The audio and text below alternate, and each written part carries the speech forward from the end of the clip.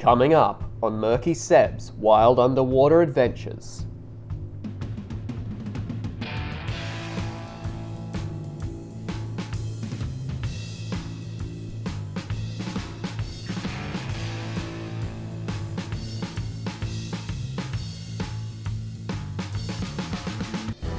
On today's episode, we are venturing to the Rockpools of northern New South Wales to find a relatively common but rarely seen creature that inhabits the shallow waters throughout the coast of Australia. I've wanted to find one of these creatures ever since first seeing them at Underwater World when I was a child. It's been my goal to track one down in the wild ever since. And if we get lucky, we might be able to catch a glimpse at an octopus. Check out all these rocks around me. There must be some cool species living in here somewhere, so let's go and investigate what could be living in this environment. And having a look under the water, we were greeted by some pristine conditions. There was all of these lovely fish swimming around, lots of signs of life, and lots of plants growing on these rocks. Now these fish that we're looking at under this rock have a very fitting name. They're called the stripey. There are two groups of stripeys, the northern stripey and the southern stripey, with a northern stripey population being found between Japan and Hawaii, and the southern population being found along the east coast of Australia. The stripey spend their days in coastal lagoon reefs where they form dense schools that hide under ledges or in caves. Their babies tend to hang out in tidal pools just like this one, and they like to eat small crustaceans and algae.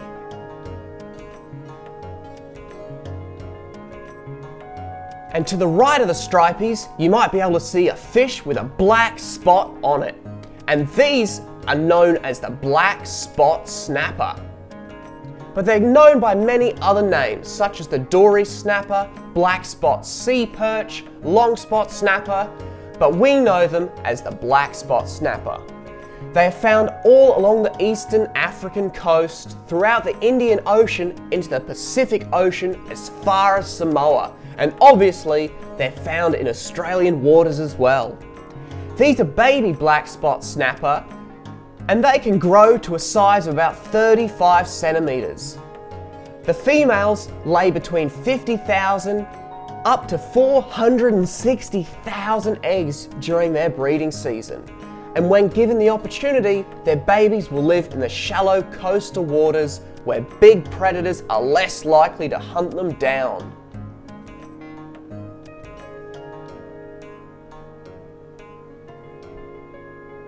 These other stripey fish in the background that are nervously investigating my camera are called the Indo-Pacific Sergeant. They eat algae, zooplankton, and small invertebrates. They are found in rock pools and coral reefs all throughout Australia and many other countries. The males turn more bluish during spawning. They build nests on rocks or coral ledges. Then the females lay their eggs in these nests and the male fertilizes them. Males guard and aerate these eggs until they hatch. And those bright flashes of silver in the top of the screen are baby sea mullet. They may look tiny now, but they can grow up to 70 centimeters long. You can find sea mullet in various locations all across Australia. They like to migrate along the coastline or congregate in estuaries before venturing off into deeper water to spawn. After spawning, the babies will spend 2 to 3 months in the deep before coming into the shallow waters, and some of them even venture into freshwater creeks. I think they're an amazing fish to watch swimming along, very active.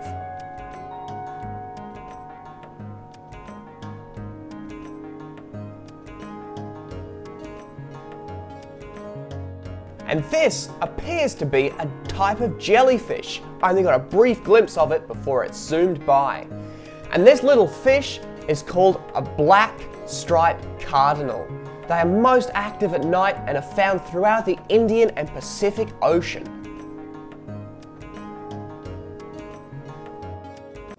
You can see the area that we're investigating. It's just a small outcrop of these rocks, and the tide was coming in, so we didn't have much time to investigate this area before it will be fully submerged in water. But just from above, you can see there's a lot of activity going on in this pool, which is a good sign and hopefully means we'll find what we're searching for. Schooling together in this deeper section of the rock pools were large bream and some adult sea mullet. Bream live in coastal, salty water, but can tolerate fresh water as well.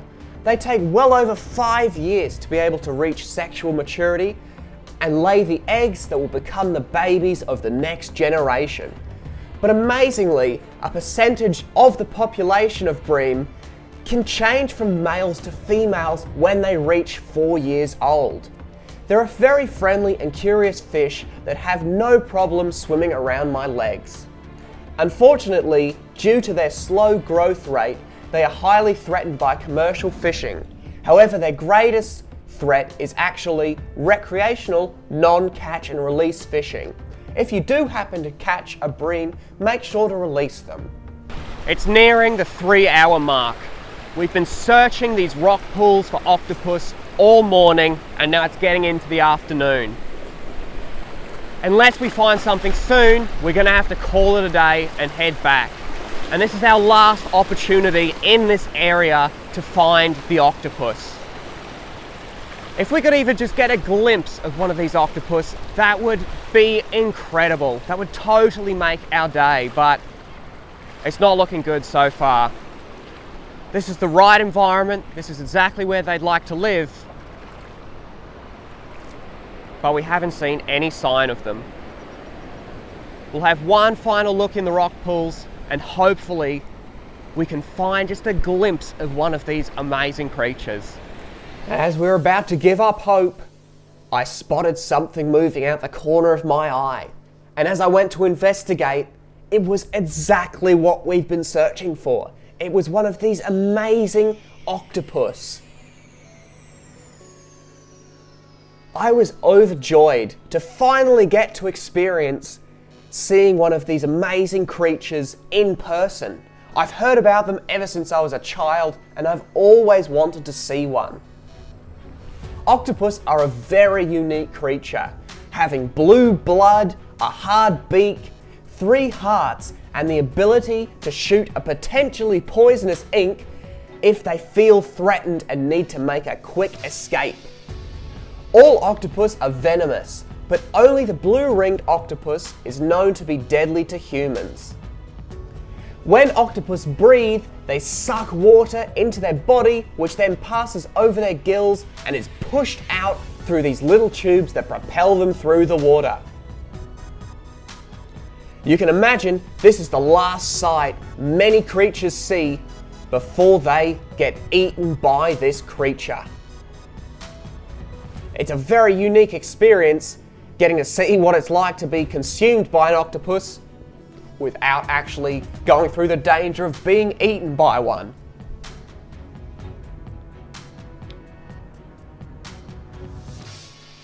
When octopus breathe, they suck water into their body, which passes over their gills and is then pushed out through these little tubes which propel them through the water. This is the most efficient way the octopus has of breathing, taking in about 60% of its oxygen this way. However, with such thin skin, the octopus still takes in oxygen even when standing still. They tire very easily, especially when crawling. Their heart rate doubles and it can take them 10 minutes of resting to be able to move again, even from relatively minor exercise.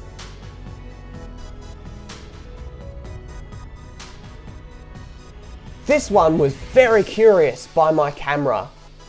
They kept coming over and investigating it and wrapping all their tentacles around it to try and investigate what was this thing that it had never seen before. They have only one solid part of their body, which is more similar to a bird than a sea creature. It's their beak, which they use to break through tough shells of their prey, which include mostly crabs and other crustaceans. Although if their favourite food isn't around, they will eat just about anything. One octopus in a public aquarium was observed hiding under rocks at night time and then attacking the sharks, which were much larger than the octopus. And this clever octopus had figured out that if they held the shark upside down, the shark quickly stopped struggling and went into a calm, trance-like state due to tonic immobility, which is the reflex that causes a temporary state of inactivity. There's many creatures that can go into this trance, including chickens and most species of shark. Octopus are very clever, being able to exploit this feature of the shark. Behind this beak is a tiny toothed tongue, which crushes and slices up their prey so it's small enough to make it into the octopus's crop, where they store the food before being passed onto their stomach to be ground down and digested. A few unique things octopus have been seen doing include building walls out of rocks to protect their dens, throwing shells at other octopus, opening jars, and other complicated problem-solving puzzles. Some species have even been seen using tools such as using two sides of a coconut as a mobile home / armor / camouflage. They can also fire ink when threatened. The ink can confuse the smell receptors of predators like sharks and make it very hard to see, resulting in an effective way of avoiding becoming prey. If a tentacle gets trapped in the mouth of a predator, the octopus can detach that tentacle and regrow another one in just a few weeks' time. The detached limbs will still react for quite some time and try to move away from threats. Certain species, such as the mimic octopus, pretend to be deadly sea snakes or lionfish in order to fool predators to keep away.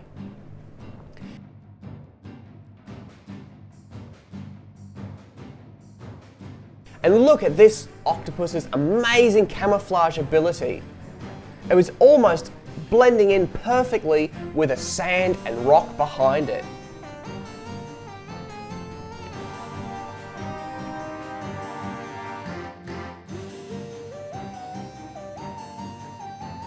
It was so interested in my camera, it just wanted to keep gripping onto it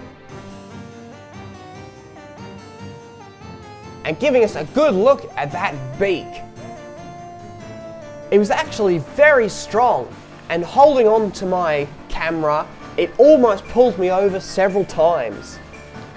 When it's swimming around in the water, it's not as strong, but if the octopus can suction onto a rock or a bit of the seabed, it's got a really strong grip, and I had to be very careful not to pull so I wouldn't hurt the octopus, but I was just holding my ground so the octopus wouldn't take my camera away.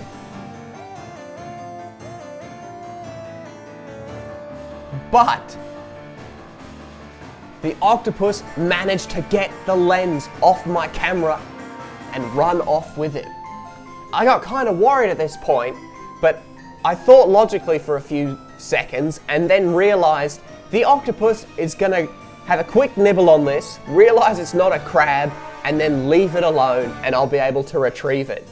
But the octopus, as you can see, had fully engulfed my camera lens. And after having a look at it later on, I noticed there were some scratch marks from the octopus's beak. So that's a really cool little mark that the octopus left on my camera lens that I'm gonna remember forever.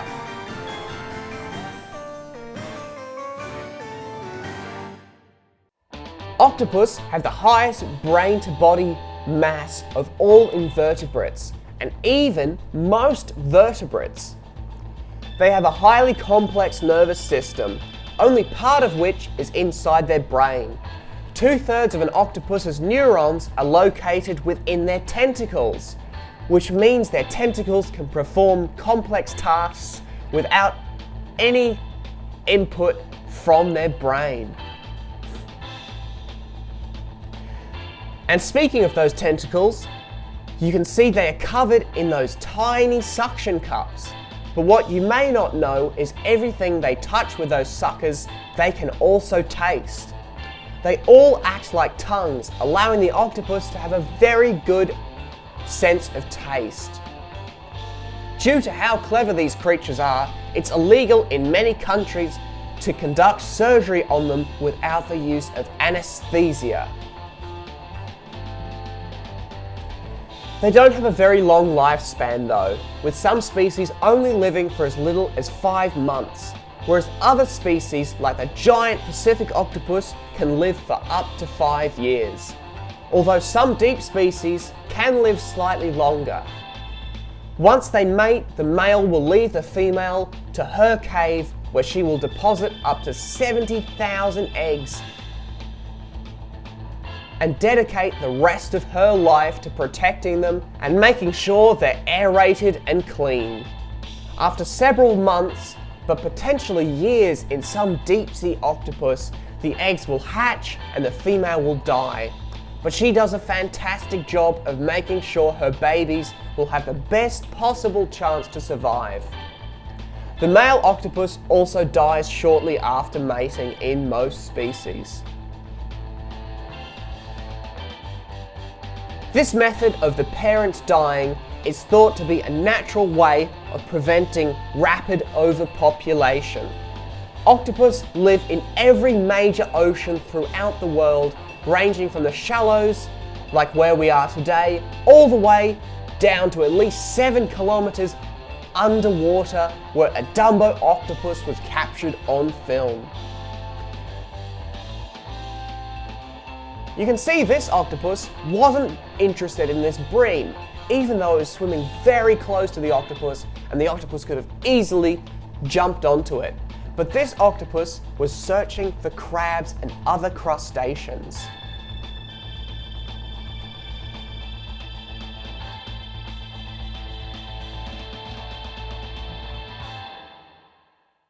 Some species are very social, and others live totally solitary lives, only interacting with other octopus during mating. When an octopus finds a meal, they tend to bring it back to their den, and often you can see signs of these dens because of the discarded shells and other bits of prey they tend to just chuck out the front. Some octopus share their den with fish and other creatures, and on a few very rare occasions, octopus have been seen to hunt with fish and other creatures. They regulate the other species in their hunting groups and control their behavior by punching them.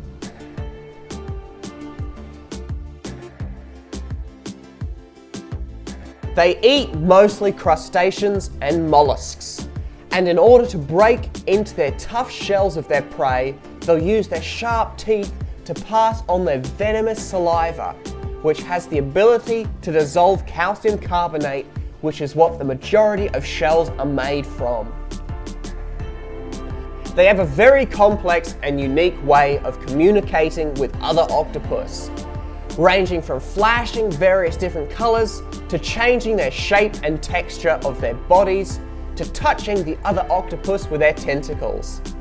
Researchers have found that if octopuses are introduced to each other in a confined space, they will attack and try to kill each other.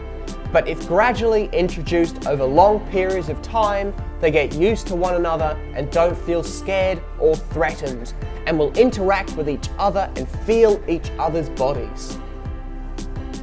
Octopus can squeeze into just about any crevice or hole.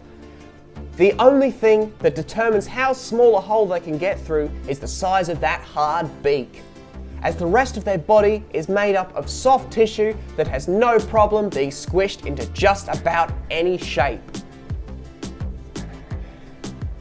Their greatest threat are humans, And unfortunately, thousands of tons of these diverse, highly intelligent animals are killed in horrific circumstances every year. And I don't think they deserve that. They're really wonderful animals, and I love them very much. I was so happy to have had this encounter, one I've waited my whole life to experience.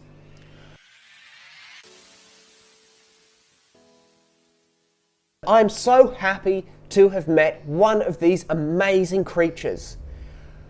I hope you get to meet one day, but do keep a good distance between you two because they can be dangerous. And also, you don't want to harm these octopus.